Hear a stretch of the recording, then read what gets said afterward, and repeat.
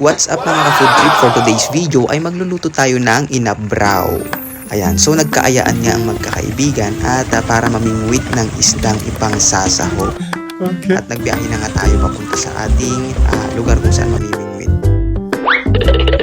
Nakarating nga tayo guys dito sa spot na ito at dyan tayo namingwit nga lang. Ito yung nahuli po natin. Bibili na lang tayo ng pansaho. Daming huli.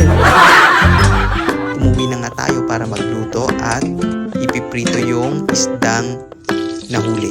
Yung nabili na lang tayo guys at natalsikan pa nga tayo dyan. And habang piniprito nga natin yung isdang pangsasaw, prepare na natin yung mga gulay na ating inuluto. Meron tayong talong at okra, kamote at saka ng malunggay. At magpapakulong na tayo ng tubig guys.